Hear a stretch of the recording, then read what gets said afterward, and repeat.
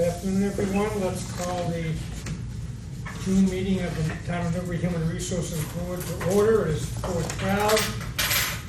And present are Diane Doyle. Mark Fleckman, John Ferrara. Anthony Antico. Lynn Peabody. Thank you all. Chief Fisher should be joining us shortly. Just got to lay briefly, but we have a quorum, and let's jump into the agenda. As always, first item on the agenda is to approve the minutes of the prior meeting. Diane, thank you in advance. Thank you for getting those out. Has everyone had a chance to poke through the minutes? Yes. Yep.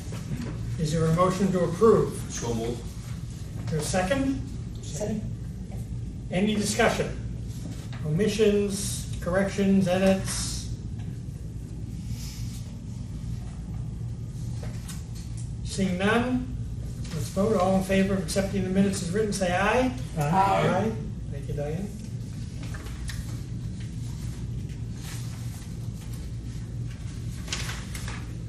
Next order of business, employee issues. We're still waiting on Chief Fisher, so Diane, return to you. Anything that we should be aware of in Town Hall? Nothing that's been brought to my attention. Thank you. We'll double back with the chief when she gets here.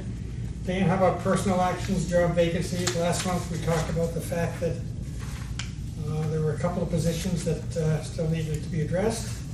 So at the last meeting, there was an open position for the assistant town planner, and offer has been made and accepted. Great. So that person will be starting on July 1st. The second one that I reported on in town hall was a pending or upcoming retirement.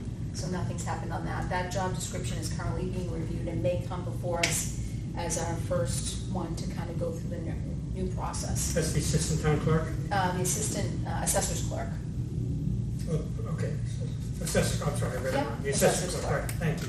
So they're currently reviewing that job description. And that should be coming potentially before us for So the review. principal assessor with Tracy on that? Yes. Okay, Yep. thank you. I know that there were a couple of changes in the police department, so I'll wait till Patty comes so she can speak to that. Okay. Thank you. Number 5, workplace issues, ethics, discrimination, there's nothing I'm aware of. No? Again, Nope. safety issues, anything happening at, no new protocols? No new protocols. Everybody's beating the heat today as best they can? Yep. Okay. Do we do anything for our employees for a heat emergency like we're experiencing, like we let them out early or? I believe that, like, obviously people that are in town hall, it's an air-conditioned building, so. Yep. As far as the DPW, I'm not sure. I know that if we have a building that is experiencing an issue with, the air conditioning system, I think there's actually a legal temperature that you can't force people to work in, so. But we don't have any sort of, Okay. yeah. As far as the DPW, I don't know what their protocols are, but Okay. No it's a summertime. good question. I don't, No summertime equivalent of the close the office because of snowstorms in the winter. Furloughing people for, like hot temperatures or something or? well, like I said, I know in the past we've had an issue, I think we had an issue once with the library, and we had to close the building because it was over, the temperature under which you can require people to work. So I know that there's that, but most of our buildings are air conditioned, so. Okay, thank you. Yep. Okay, another business, why don't we skip down to the HR board appointments for FY26? Okay, so I took a look at upcoming appointments at the end of this month, June 30th. There were 4 appointments. Typically, we like to have 2 or 3 per year, so we don't have a big turnover, but there were 4. John Ferrara, Anthony Antico, myself, and Patty Fisher. So all 4 have submitted the request or intent to continue to serve on the board. And I know that those are going before the select board tomorrow night for approval. And then once they are approved, we would just need to have those 4 people come back in and sign the book before we have our next meeting, so. Okay. So everything is in, anticipating a full board, and thank you for agreeing to continue to serve Thank you all. the employees and the town of Newbury. Labor of love. So we'll let Our you. objective is to suffer with some fine people. So I'm assuming that things will go fine tomorrow, and then after that, I'll let you know, but you'll have to come back in and just sign the book Sure. for your new appointment. So it needs to be signed in advance of our next Our meeting to next make it legal, right? Correct. Okay. I'm glad that all four Here, here. folks have submitted requests to be reappointed. Patty's pulling It's a good board to sit on. Thank you all. Yes. Patty is not, she's here, she's just on her way. What's that? Patty is here, she's not just on her way up. Okay. Up those steep stairs. I also know that this board has a very positive reputation for conducting its business on a regular basis and complying with, you know, Open meeting? the mission of which we meet, and, you know, we post our minutes, we hold our business, we, you know. Do tell. Yes, we have a very strong reputation in town as far as a board, so. That's Oh, a yeah? word, that's a word that's out there? Yep. That's good. Yeah. And Diane, I think that you do a nice job of keeping us on track. And, you know, a lot of kudos go to you for keeping us on track and keeping us in a positive light. Thank you. Yeah, thank you. All right, now that the, And I appreciate you saying it, because I was actually gonna say something similar. A lot of the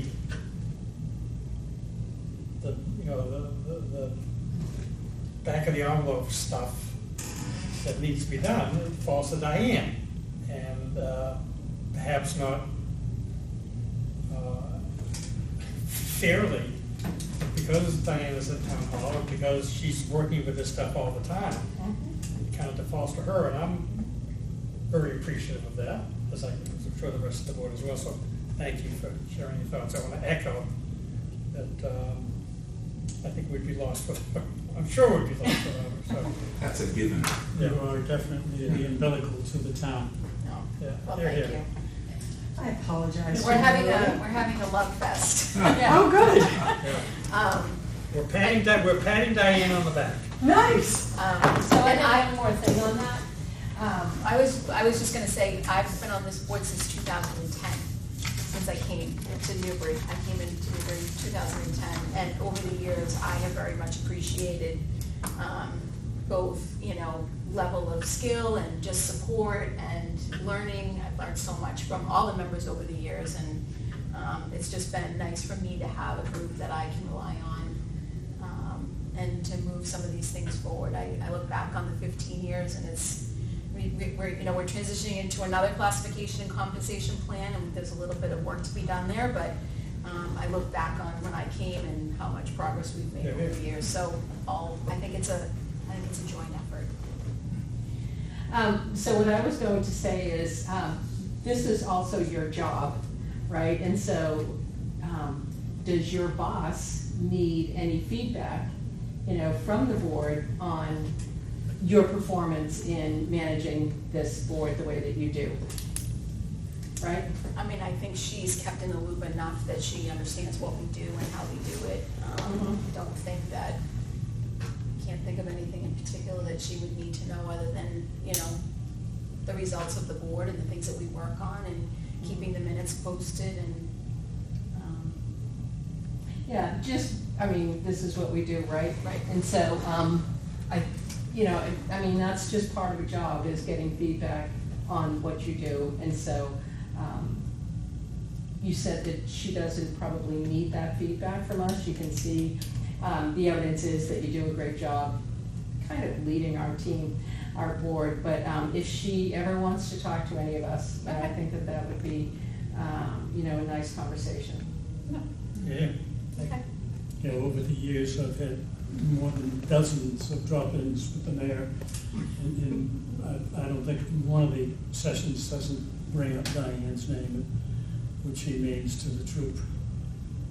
Thank you. Because in essence, she is that cord to the town. She has the information that we all need and not privy to. Yeah. Yeah, all that implies. So thank you again. All right, thank you. Chief, before we get on to the last order of business, which is further discussion of the new classification system and schedule. Just wanted to turn to you to see if there's anything that you wanted to share relative to what's happening in the PD, positions available, positions filled, and/or anything new in safety protocols in town, or Nothing with the safety protocols, but we are having some turnover with the officers. This is to be expected with the new legislative changes for how police officers are hired. So all of us across the board, we're going to start seeing a higher turnover. It's particularly going to impact the smaller towns, we believe, more heavily. So right now I have 2 full-time positions opened, and then I know the end of the summer or early fall, I'm gonna have another position open for someone who's gonna be transferring to Methuen. So just a quick synopsis. Legislatively, they've changed how civil service departments work. So the town of Newbury is a non-civil service department, whereas more bigger cities usually are civil service departments. Civil service departments used to have to only hire off the civil service list. They've changed that legislatively, so now on a 5-year look back, 50% of their hires need to be off the civil service list, but 50% can be transfers from non-civil service departments. So you can have someone come to a non-civil service department, get trained, get some experience, and then apply to a civil service department if they accept. So you're a shoo-in, right, because you have experience and training, and then once you're accepted, you are then a part of the civil service coverage once you go. So that just kind of opened up that that's happening. So we are going to start seeing, unfortunately, that happen more, whereas historically throughout my career, civil service officers stayed in civil service departments and non-civil service officers kind of stayed in non-civil service unless they took the test and got on a list somewhere and kind of waited for their name to be called. So, we're seeing the first impact of that. and this is likely not to be a short-term problem. This is going forward. This- You're likely yes. to see this pattern repeat itself. Yeah, and with the post commissions kind of dissolving of reserve police officers, so anyone who works, whether they work full-time or part-time now, has to have a full-time academy certification. We're still trying to absorb the hit from that because we used to have 12 full-time officers sworn from the chief down, but we could at any point throughout my career had between 10 and 16 part-time officers who worked as well. We no longer have those officers, so our coverage has already kind of shrunk because of that. We have 3 part-time officers now, and they work part-time hours, but like when I was a reserve, I worked a random schedule, but I worked full-time for the town. So what we're able to do we're trying to do more with less, and then having turnover in the less. It's certainly a new kind of modern challenge for these smaller departments. So That almost sounds like by design, or by mistake, legal proselytizing is allowed between townships, civil versus non-civil. well, I think there's a whole reason why it went into place. I think people were looking to get out of civil service, and this was a happy medium to not lose kind of civil service departments to meet a need for the larger departments that had, there's a shortage of police officers right now. You know what I mean? No matter the size of your department. So I think they were looking at this as a way to get kind of that flow going between departments that never used to be there. It's just hard when you're a department of 12 full-time sworn from chief down. Our short staff is very impactful. Like if we go down 2, you know what I mean? That's a huge impact on coverage on so many square miles. Well, what happens when you're incumbent then with the training aspect and all the expense that implies? How long does somebody have to serve on this team before they can move across as some of? We don't have employment contracts. So they come here, we bear the expense of their training, and they get a better offer. Potentially, which is why if you see the postings that I've had since I've become chief, I'm posting for people who are already full-time academy served, Okay. trained. That way, I take them in. If I lose them, you know what I mean? If we have a turnover in their position, there's no real financial loss to the town, because the full-time academy is right around 5 months, 6 months long. So we paid for somebody to go to the academy now. Paying for somebody, it was $3,000. We're waiting to find out if they're bumping that legislatively up to $6,000. But let's say it's $3,000, and then plus all of the equipment, plus the salary for that person while they're in the academy. For them to come out to enter into FTO for a period of time, we're looking at 9 months to almost a year before we yield a whole coverage, you know what I mean, in my schedule. So we're looking at 9 months worth of investment in a person before we start to kind of go back head back towards the green of what it costs to train them. Which back in the day when you stayed in a department, you know what I mean, you knew you were going to reap the benefits. You knew they were going to be there for at least 2-3 years, if not more. Now that we're looking at turnover so quickly, it's kind of a scary investment, to send somebody who's not trained to that full-time academy, because they owe you nothing if they decide to jump ship after they get the experience, to a busier department that has more coverage and more backup and more opportunities and things like that than we have here. So it's definitely a challenging time for us. So we may see more kind of turnover than we ever have in the department, but it's for those reasons. And we used to also kind of hire from our reserve base. So when we had reserves, I worked for a year for the town. You got to see what your product was going to be before you got an investment in it. And then when you came out, you already had worked, you'd already been through field training, you were already familiar with the community, you know what I mean? So it was a faster turnover on the flip side of it. So we no longer have that kind of sampling of an employee, if you will, before we hire them and invest in them. So going forward, Chief, do you think that the bigger challenge for you, for the department, will be the recruiting process or maintaining status quo? Retention. Yeah. Right now, the recruitment is the issue, because even the officers that I have who are leaving, one is leaving because he got a job in his hometown. He can't afford to live in New Rewick, so he got a job in his hometown. The other one, no one's reporting kind of dissatisfaction with the job here. It's more, it's a shorter commute, it's more money, there's more coverage, you know what I mean? Here we work 2 people a shift, you know what I mean? You're responding to calls on your own. So it's those kind of answers we're getting, not necessarily specific to a problem in our workplace. So I think if we're able to recruit people who kind of live more locally than we're able to traditionally recruit, that might be a benefit. But again, people want remote jobs. We're not a remote job. It just across the board, in not just Massachusetts, in every state, you're seeing a difficult time recruiting police officers. Just one other quick thing, and I Yeah. apologize if I missed this as you were presenting it.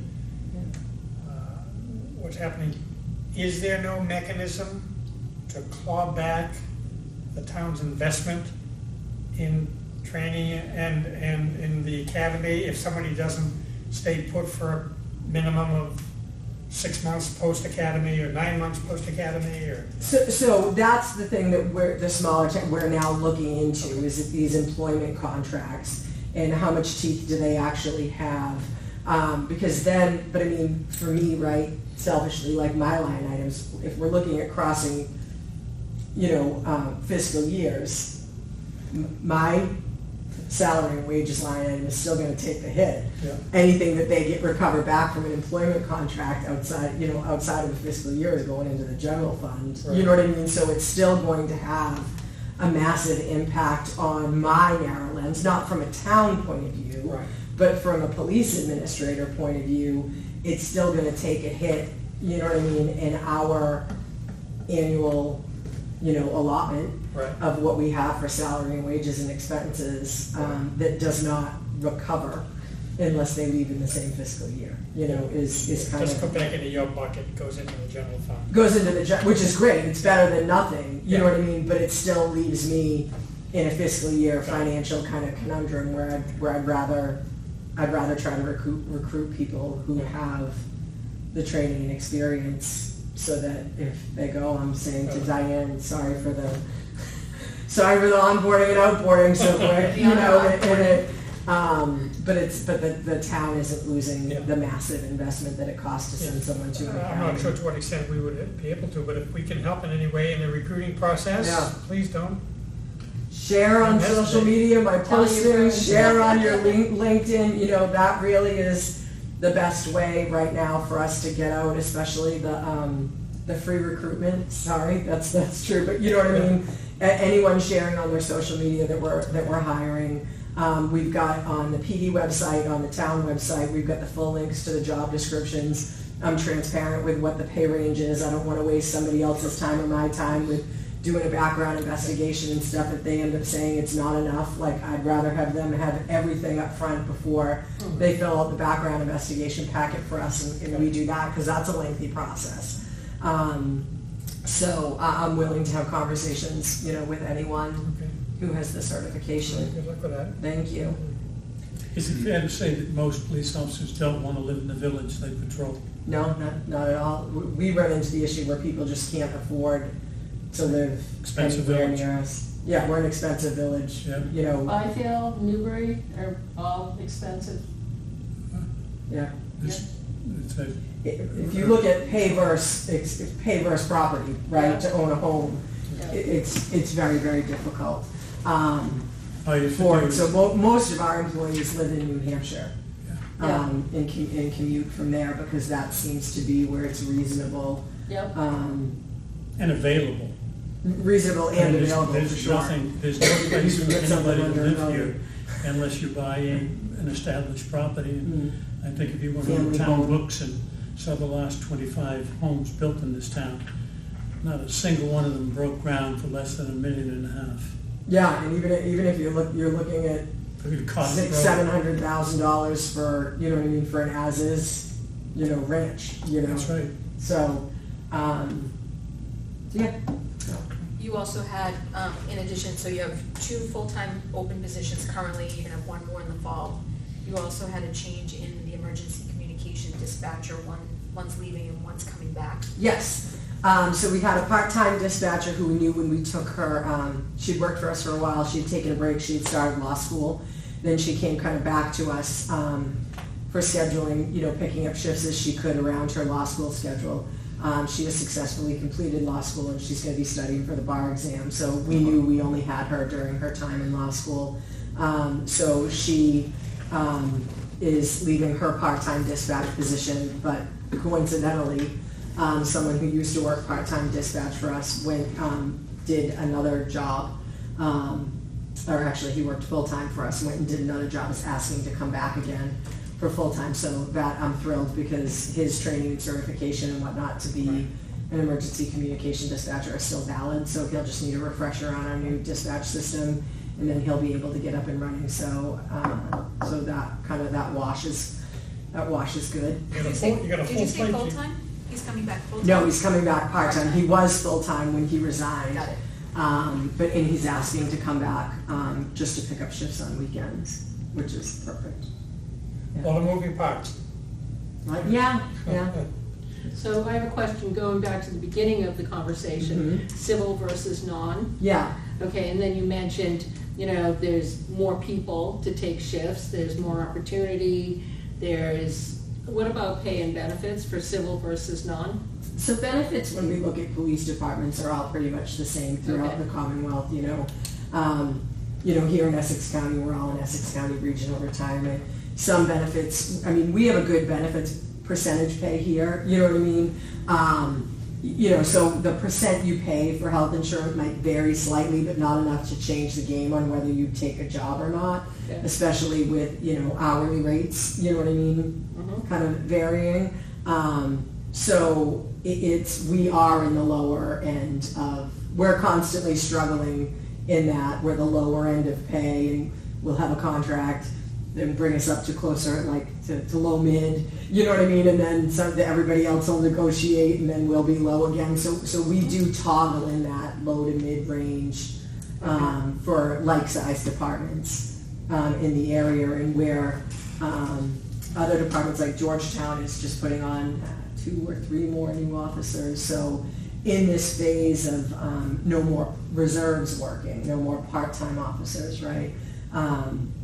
Departments are putting on more full-time staff to kind of accommodate for that coverage that the part-timers, that all of us non-civil service departments depended on. Yep. And we haven't been able to do that yet. I have a question on inter-town cooperation and usage. If you have something going on, whatever it might be, in a police matter, and you do a quick study and say, wait a minute, we don't have the people for this. Is there any possibility that you can, I don't know whether you can do it legally or not, but cooperate with another town and say, listen, I really could use 4 extra people for these 2 weeks, or something like that? So we pay into NEMLEC is what it's called. Yeah, it's called what? NEMLEC, Okay. NEMLEC. Yeah. And so what that is it's a collaborative of Essex police departments, and it's in the Northeast. And so like you pay into NEMLEC, we have X amount of officers, so I have to have 1.5 officers who are on a team somewhere within all of the NEMLEC structure. And we call them out. So a lot of times when you hear from social media and the public, like, oh my God, there were 9 million police officers in the neighborhood, like, that's usually NEMLEC. Oh. So they are on call, they get paged out. So if we have a massive, public safety critical incident, they can come. We have access to their motor unit. If there's a critical incident in the school, they have a STARS program where they can bring in counselors, dogs. So there's a whole variety of services that So it NEMLEC exists. offers. So we are in that, and then we also have an MOU with the Essex County Chiefs where we can provide mutual aid upon request to go into other jurisdictions. So our jurisdictional boundary isn't, for a day-to-day purpose, it's our jurisdiction, But we do have resources if we have a critical incident. And a lot of times, like, if we need to set up a perimeter around something, we're absolutely calling other towns to come in. But again, we're for the most part, we're surrounded by a small town. So I might be getting 1 officer from West Newbury, 1 from Georgetown, 1 from Raleigh, leaving them with 1 and 1, and in their town, depending on coverage. So, it can be tricky, but it is. We all, especially in this northern part, I can't speak highly enough about the partnership that we receive from other communities. You look at Plum Island, you know what I mean, you report on us, we work really well together to make sure that it's, that it's being called, that you're getting an officer there, and then we figure it out afterwards. So it's good that we keep those MOUs current. Good, Good, very that's good. good. Yeah. Positive thoughts for a full staff and Send it out into the universe. Thank you, Chief. Yeah, no problem. Share it on social media, everyone. It's on our Facebook So what page. do you, LinkedIn, right? Connect with you, connect with the Newbury Police Department? Newbury Police Department is on Facebook. You can, I do like these quick images, basically, if you will, and then the link is there so that people can just share those on their LinkedIn if they want to as well. I'm on LinkedIn, so you can follow mine and share directly from my LinkedIn page, but the PD doesn't directly have a LinkedIn. And again, the links are on the PD and the town website Okay. with all of the information, how to apply, and everything, and anyone can reach out to me. So again, that seems to be, at least in the 2.5 years that I've been doing this part, it's people's social media that seems to get the word out to other people in other departments who have the training we're looking for. Is where that seems to be the best bang for our buck, is social media. Okay, outside of LinkedIn, are you doing Facebook, Instagram? You privately or? Nope, the department, yeah, Okay. yeah. I So, would also think your officers who have been on board know other officers that maybe they went through the academy with, and maybe they're also reaching out. I mean, you've had a couple of really good hires, unfortunately, both of them are leaving. Yeah. But that sort of kind of came out of nowhere, so, I knew with one of them, before he took the job, and he's amazing, he did say, just so you know, if my hometown, which is civil service, if my hometown ever calls, he's got little kids, you know what I mean? Like, to work in the town where your kids are, is, you can't replace that value. So I knew when we hired him, if his civil service hometown, I think he's amazing, ever came knocking, that he would go. And that's not a done deal yet, but I don't see why they wouldn't take him. He's phenomenal. And you're not able to keep somebody like that per diem locally. Traditionally, full-time officers, so like, I have the ability to order in my full-time officers for public safety events, and where every department is kind of running short-staffed right now, you've got order-ins, you've got, forced overtime and things like that going on, so they don't really, like, the pay difference between, if he could pick up a overtime shift and still zip home to grab dinner real quick, you know what I mean, he's gonna make way more money than he's gonna make at a straight Yeah, part-time okay. rate for me. Yeah. So it doesn't end up being very cost effective for the officer to stay Or on very with us, attractive, yeah. part-time. It's not worth that, especially when you add in the commute. Okay. Yeah. So no, and a lot of chiefs don't allow, so if I have a full-time officer that goes and works part-time for another agency, they get hurt there. Yep. That doesn't impact their regular schedule and their overtime and their regular coverage.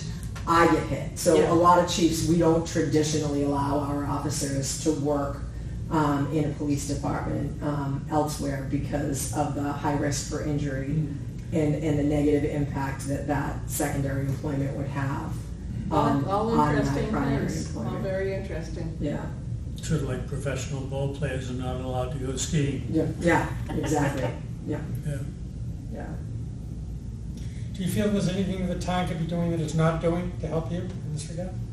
No, it's the town has been great, and especially, Jonathan with IT is phenomenal, you know what I mean? So if I ask him to put something out,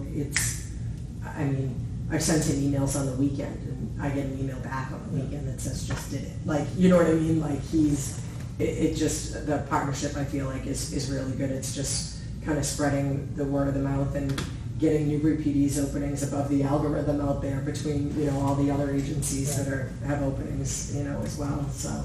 If it's universal in the Commonwealth, what's the reason for it? Do you have a sense?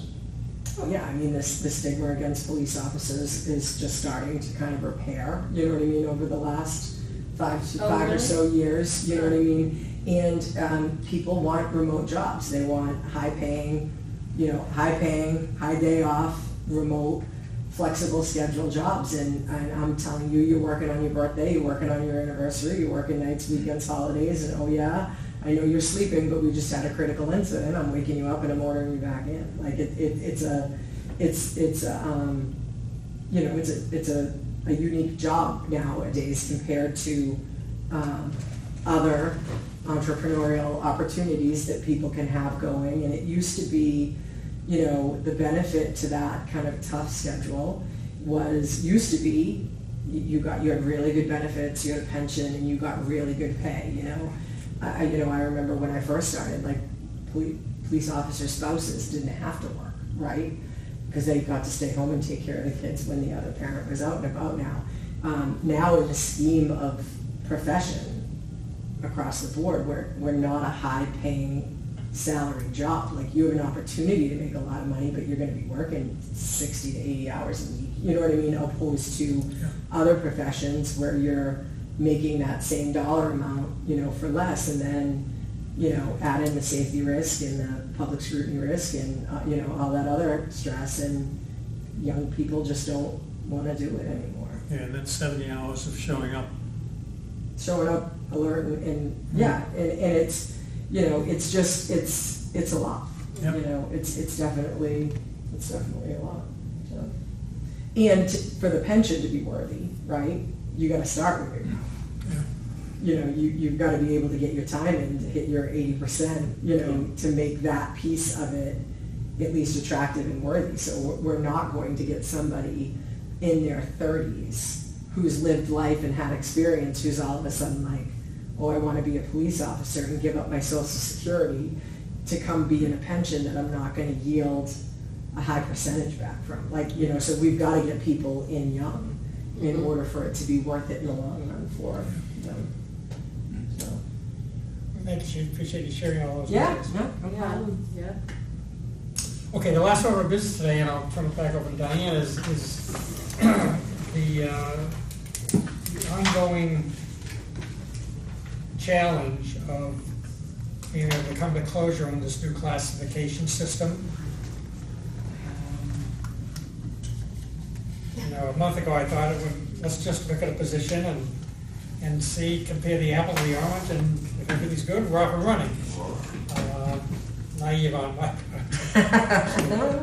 So Diane, let me turn it over to you and explain some of the challenges that we probably need to hold on any discussion of exactly how this is gonna work for obvious reasons that Diane will discuss. Yep, so following the final presentation of the new classification plan and so forth, at the last meeting, I provided login credentials for the website and binders with what I called off was what I thought was the most important information, which is sort of the start to us transitioning to this new classification plan. Very similar in process, but different in the sense that we have different grades. We have a 13-point, or I think it's 13-point factors, 13 to 14, yeah. 14-point factor system versus 10. And basically, how do we go from our old system to our new system? How do we move from the old system to the new system? And so we talked about the integrity of, you know, well, is this new system going to meet our standards? Does it apply? And we talked about picking a job potentially and looking at both ratings. And then we started delving into that a little bit, and it's like, well, those comparisons aren't going to be apples to apples because they're weighted differently, there's more factors. So to do that, we thought, well, you know, that would be great, but we're not going to get a assistant treasurer collector that's going to be a 16 and transition to an assistant treasurer collector who's going to be a 16. It's potentially going to be a different grade. So then we talked about, well, if we look at the hierarchy of the job, so in other words, if we look at, and that's sort of what I gave as a draft, if we look at the hierarchy of the jobs under the old system versus the new system, is the hierarchy in similar order? And if they were rated under one system and rated under another system and they sort of have the same hierarchy, then maybe we can assume that the process and the ratings process itself has integrity because of the hierarchy of positions. So I think at the last meeting, we talked about taking the old system and comparing it to the new. So that's what this was an attempt to do.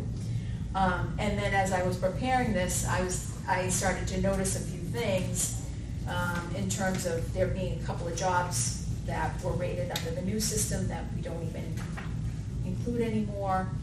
And then I started to think, well, is the new rating a result of the new system, or is the new rating a result of potentially it hadn't been rated in a while? So they started to raise questions about what does this all mean and how do we make that transition? So I guess that's sort of where I got stuck a little bit. I thought that, you know, I'd open it up to see if anybody had looked at the website or if they had looked at the binders, had information, had questions, comments. And then the last thing I'll add is that we're closing in on the end of fiscal year. We've got 7 days to the end of our fiscal year and multitudes of work to do between now and, you know, the second week of July. So I think that what might make sense is that we table sort of a big discussion. And, you know, we need to look at, kind of delve into this a little bit more as far as what the transition looks like and how do we get there. I thought, and I know I missed the last meeting or even two possibly, but in my mind, when we had discussed this kind of timeline of, I forget if we landed on 3 or 5 years of kind of reevaluating jobs, reevaluating jobs as there's turnover, but then the jobs where there's longevity, that we kind of need to be taking the initiative to kind of reevaluate those to make sure everything is kind of creeping. I guess in my mind, I kind of thought that was where the transition between the old system and the new system was gonna happen. So as polls came, we're reevaluating and kind of changing the date on when this position was evaluated. And then when a manager came forward and said, hey, like, I'm renegotiating the chief's contract, or, you know what I mean, like, we haven't looked at the treasurer collector in a long time, like, and we choose to kind of go down and look at the dates to see if everyone's, like, I thought that would kind of be the integrity in the transition, and almost, pardon me, but like less heavy lifting in the now, with knowing that over the next 3 years or so, it was gonna happen anyway. Right. Yeah, we did have a discussion around that. Yeah. I think, I agree, to Diane's point, I think the first step was just to ensure that there was nothing out of whack here. That, there are gonna be tweaks here and there, 14 factors versus 10, something might slide up a notch or down a notch, but as long as there wasn't a free fall, or as long as something didn't get artificially bumped up from where it had been, then, to your point, Patty, I think the integrity is there, it looks fairly consistent, and then you do a piecemeal as a new position comes up, or as an existing position needs to be reclassified. Right? So that's, I think we're on that same page. Lynn, I was gonna just turn to you and ask, I think you probably have more experience with this kind of stuff.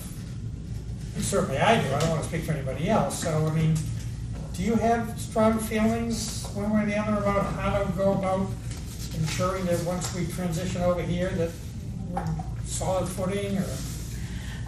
So some of the things that we do are market reviews, right? And I'm just thinking of a couple that have been done recently, and this is system-wide, so, 60,000 employees, right? And so the market review is done, and then it's rolled out. And so you're gonna have some discrepancies, right? You're gonna have some compression. And so you would look at those as kind of, an individual case at that point. And I'm just thinking about a couple that have been done lately. So, you go into, like, some of our adjustments are like a 13% adjustment based on the new market data, and the new scale that comes forward with that market data. So, and of course, during that time too, you're looking at job descriptions, and are they still appropriate? Because they get outdated, new things come into play, whether it's in the lab, whether it's security, whatever. And so looking at the job descriptions, do we need to adjust the job descriptions and then base them, like the new position into new categories, right? That are going to ultimately result in a pay adjustment, based on where those new job just codes fit into the hierarchy. Right. Yeah, this doesn't even have the pay grades on it. I know, I was looking for the pay grades. The pay grade is Yeah. it is in the binder, but for 25, you'll find it. But I'm just saying, like, we also need to take a look at, okay, X job went from this grade to this grade, and this job now would fall within the pay grade for the new rating. I know, I And was so trying to there's a lot compare of- some of these. There's a lot of very fine details that I think, Yep. after fiscal year ends, we're gonna need to be flushing out and seeing it. And I think, to Patty's point, as we go through this process, those outliers, those things that don't make sense or don't fit, are going to rise to the top. Yeah, But and we then, did talk about looking at job descriptions every year. We did talk about every 3 to 5 years. I think we decided on, I think we landed on 3 years, paying for a market data survey. Yep. So I think we're on the right track of, Yep. keeping up, whereas this hadn't been looked at in significantly a long period of time. Right. And there were jobs that were rated that significantly jumped, or we found we're not keeping track with the market. So we sort of made the transition from the old system to a new system with new market rates. And we're going to we have a plan in terms of what we plan to do moving forward to make sure that we're keeping it current. So I would defer back to you, but those rates are in the binder. So these rates here, the colored ones? Yeah, so, well, The proposed yes. and. So we really don't want to get too far into the weeds, but, you know. Of course. Some of us will. Because we really, you know, we need to spend some time and. Oh, yeah, no, I mean, I don't want the big discussion. I'm great with the high level conversation, because this is going to get into the weeds. So where is, which, I don't know. Page what you're looking 14. at. Page 14.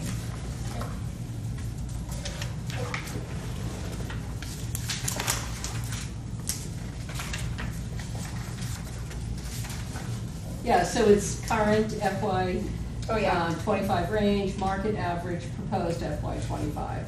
I have page 12. So this, I think there's a couple of pages No, of color. Page 12 gives you the range. Yeah, yep, I saw that. So- And then I wanted to see, like, this is the proposed, and so this is actually more relevant to me, I think, you know, because it's current FY range, FY 25 range, and then market average, and then our proposed FY 25 ranges, right? So this is, makes more sense to me, you know, is the current range, so is the current range this? Yes. Okay, and this, I thought this was proposed. Well, this is what we adopted, that we were gonna go to this new system. Okay. Which would include this. Okay, all right. And so what I'm saying is I have to spend some time and look at every Yeah. single job to say, this was the old range, this is the new range, this is the new rating. Yep, Who is impacted by, are they within range, are they not within range? sure. So there's a lot of details that need to be sort of looked at, and a lot of administrative work that needs to go into, okay, we're starting fresh with all new job descriptions, all new pay grades, all new pay rates, and making sure that the jobs fall where they should. And do we have any that we need to then bring back to the board to take a look at? So I have This a, one significantly. So it's a lot of administrative work that needs to be done, and we just felt like after July 1st is, you know, it's a summer project at this point. so I totally agree, and I'm sorry to kind of belabor the point, but this one, it's, so you have the current FY 25 range, which is page 12. Right, which obviously will go to a 26 range Yep, yep, with the COLA. okay. And then market average, and then proposed FY 25. Can you explain to me what is the difference between the current and the proposed? I would have thought the current was the proposed, and now it's adopted. This is, yeah, So, but then why are we then re-proposing another whole column? well, we 26, it needs to be updated for 26. Can I come over and kind of just like point and click? So this one, so, right, this is page 12, Yep, this is Right. page 12. yep? So these columns are page 12, right? Okay, and then the market average, whatever, but then this, I would have thought that this, and these two were like almost the Well, same. this is the working document that went into, so here's their old rating. Yeah, so these are both FY 25, Right. okay, so why do we have a current that we just adopted like last month? And then why do we This have a isn't- proposed? This is our current, these are our current Yeah, range. but are those page 12? No. These That right would be- here? This would be our fiscal 25 that we are currently using under our old classification Not system. this one? No. Okay, so This does not appear on there, I don't believe. So this would be this column would be this.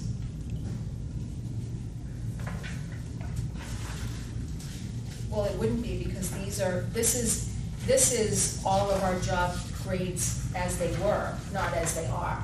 Yep.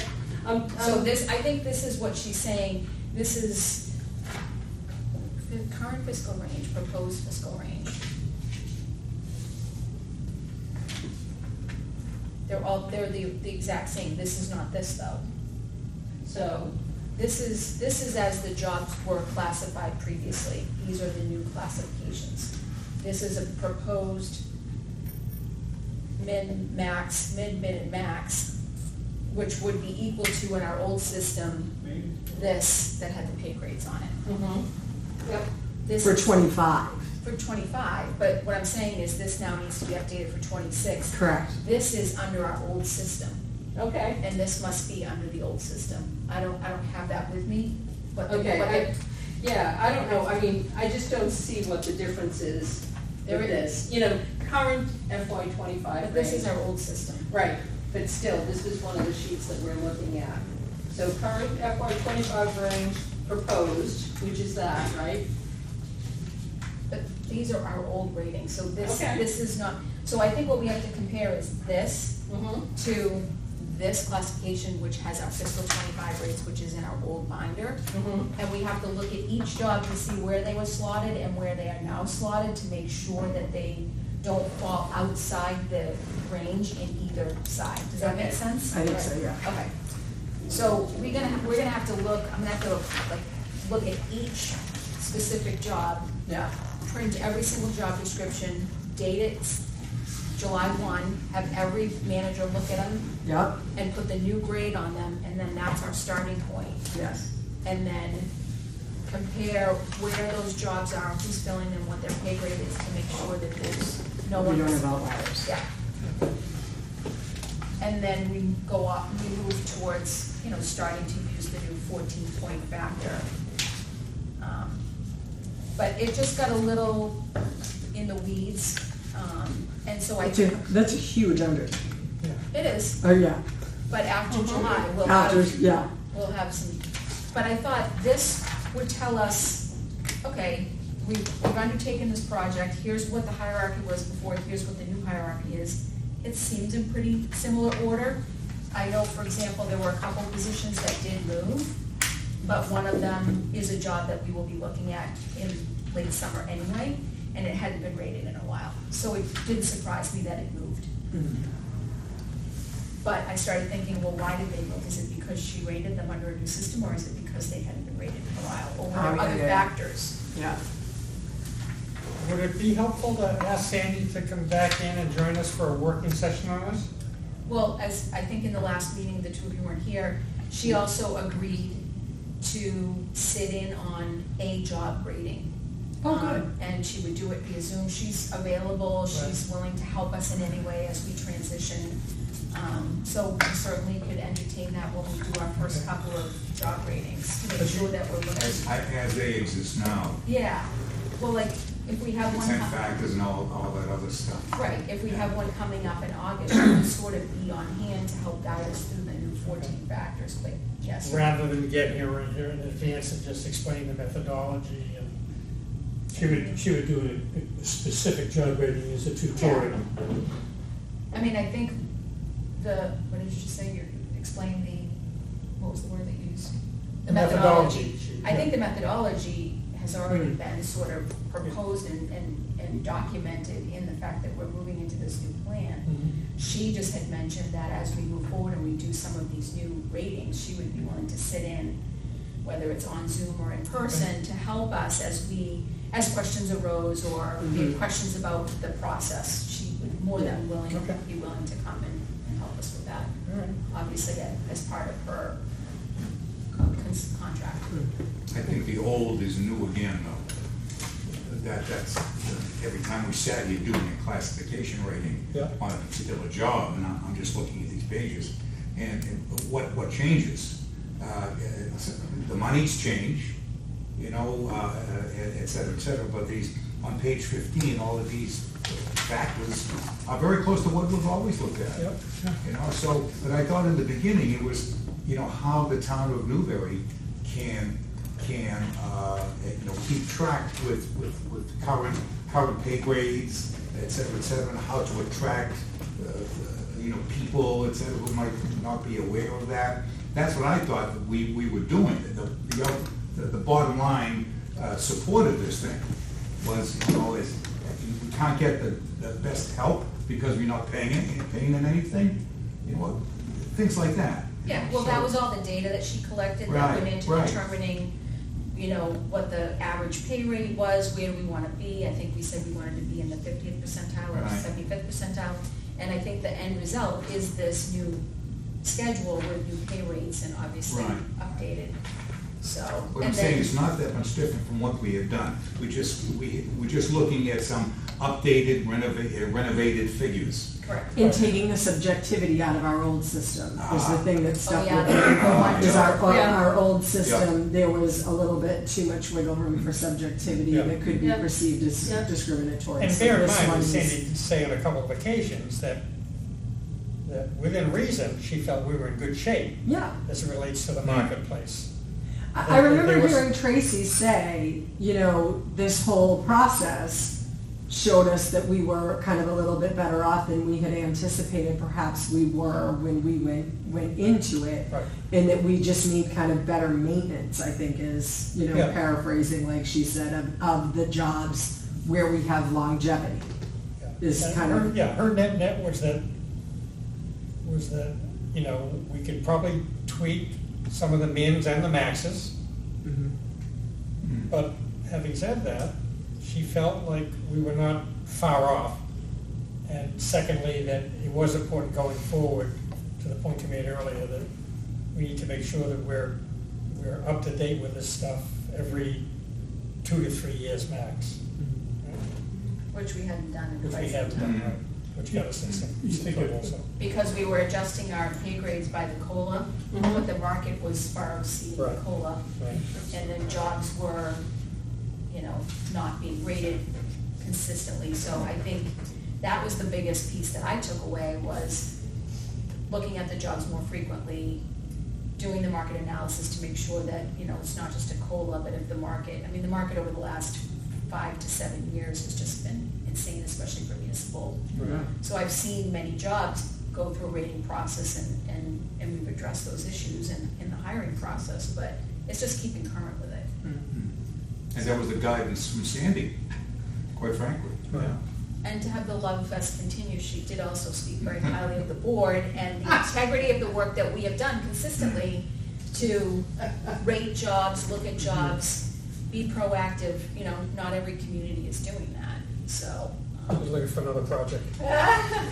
Did I hear, so when you said every 2 to 3 years, we're not, We decided on 3 for a market, not a full, it's just a salary Okay. data, okay. not the whole compensation, Yeah, not not a job survey, descriptions, right. all that. Okay, where would we get information for a market survey?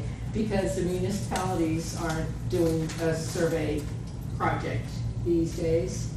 Were you here, maybe it was at the last meeting that I explained that, no, I don't, so MMHR, which we had often said Yeah. did the market surveys, and they had been doing it for many years, and we looked to them as a resource. Well, it was interesting that they are now partnering with a company that's doing it. Okay, Very similar in some ways to what Sandy's doing, but really applicable more to big cities and communities. Uh-huh.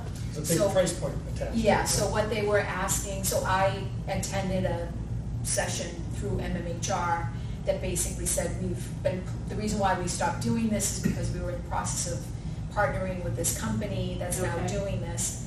And the price point is just under 10,000 per year, but they require a 3-year commitment. So you're signing on for a $27,000 to $30,000 data, you know, over a 3-year period and providing updated data and so forth. And it was explained that the reason why they wanted to do that was so that you didn't jump in on 1 year when you needed what you needed and then you jump back out. Yep. Or you were entertaining a collective bargaining agreement, you just wanted the data for 1 year. They wanted communities that were gonna continually use this information, so cities and towns, large cities were sort of their market, but again, all the bells and whistles, but you're gonna spend $30,000 over a 3-year period to have access to their data, which, you know, the town of Newbury is not gonna, I mean, the cost, you know, in a community like Lowell or Lawrence, where your collective bargaining agreement might warrant, you might save yourself 2 basis points by having the data available, Mhm. would pay for itself by signing on to their agreement or their product. But for a community like Salisbury or Newbury or Raleigh, we're just not 10 gonna offices have, and we're not gonna reap the contracts, benefit of signing on for a $27,000 to $30,000 I contract. think they So- prorate it like by population size. If your population size is this is what it's gonna cost you, you know, Yeah, that seems like it would be, yeah. because, like you said, the larger agencies are gonna benefit more than the smaller ones. Yeah.